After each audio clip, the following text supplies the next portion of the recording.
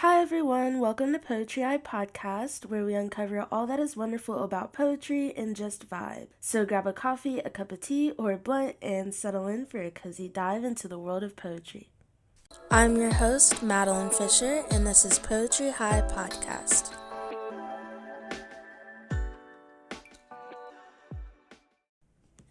So for our first history segment, I'll be doing research on Maya Angelou. She was born Marguerite Johnson. She was so many things. She was a singer, dancer, actress, composer, and Hollywood's first female black director.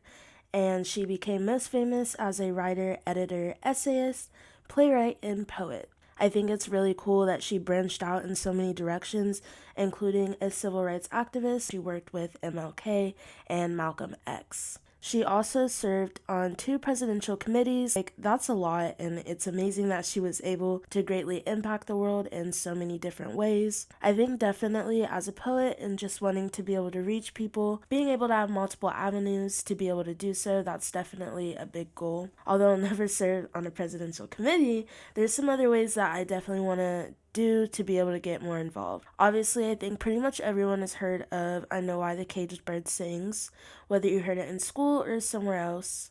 It's one of her most famous pieces, and upon looking at resources, I discovered that Angelou describes how she was first cuddled, then unfortunately raped by her mother's boyfriend when she was just 7. When the man was murdered by her uncles for his crime, Angelou felt responsible, which resulted in her being mute for 5 years. Firstly, of course, that's such a terrible traumatic experience to have at such a young age. Not only that, but to then feel responsible for someone being murdered, regardless of them doing such a terrible thing, and still feeling guilty. I can't imagine going through that. And she probably didn't feel like someone would understand how she was feeling on top of that. I think even in today's world, women are often questioned about feeling guilty when it comes to someone who has wronged them. But it's like that wrong thing doesn't really take away the human aspect and capacity, even if you want it to. However, during the time that she was mute, she developed a love for literature, and when Angelou was 12 and a half, Mrs. Flowers, which was an educated woman who finally got her to speak again and instilled a love for poetry. Angelou would go on to study dance in New York, sing in the Purple Onion Cabaret, and get the attention of talent scouts, as well as sing in a couple of nightclubs. She joined the Harlem Writers, met James Baldwin and other important writers. It was around this time that Angelou was able to hear MLK speak and, inspired by his message, decided to be a part of the fight for civil rights. Following her work for Dr. King, she moved to Cairo with her son, and in 1962 to Ghana in West Africa and started working as a freelance writer and was actually a featured editor at the African Review. When Angelou returned to the United States, she was encouraged by author James Baldwin and Robert Loomis, an editor at Random House, to write an autobiography. Eventually she did, and this is when I Know Why the Caged Bird Sings was written.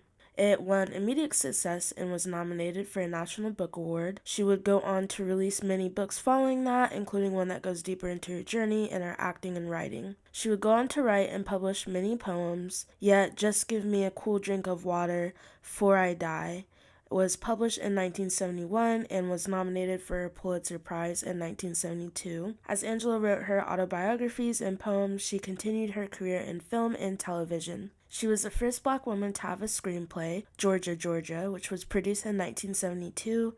She was honored with a nomination for an Emmy Award for her performance in Roots in 1977. That is literally amazing. I love being able to find different avenues and mediums for writing, and screenwriting is definitely one of them that I enjoy.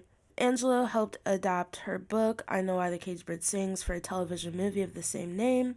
She wrote the poetry for the 1993 film Poetic Justice and played the role of Aunt June. She also played Lila May in the 1993 television film There Are No Children Here, and appeared as Anna in the feature film How to Make an American Quilt in 1995. Angelou's poetry collections include Complete Collected Poems of Maya Angelou and Phenomenal Woman, a collection of 4 poems that takes its title from a poem which appeared in Cosmopolitan magazine in 1978. She also wrote occasional poems, including A Brave, Startling Truth, which commemorated the founding of the United Nations, and Amazing Peace, a poem written for the White House Christmas tree lighting ceremony. Angelou published multiple collections of essays as well, so she was really branching into everything and making huge accomplishments in every avenue possible. She was really getting it done. In 2013, she was a recipient of the Literarian Award and Honorary National Book Award for contributions to the literary community. She passed away in 2014 at the age of 86. Wow, I mean, she definitely made sure to make use of her life. That's amazing. All the things that she's overcome and all the accomplishments she's made despite it all. But alright, that's all we have for today. Thank you for tuning in to Poetry High Podcast. The source and info for the resources used in this episode can be found at www.poetryfoundation.org/poets/maya.angelou. Alright, that's all we have for today. Thank you for tuning in to Poetry High Podcast. If you enjoyed it, don't forget to follow and turn on notifications, and have a fantastic week.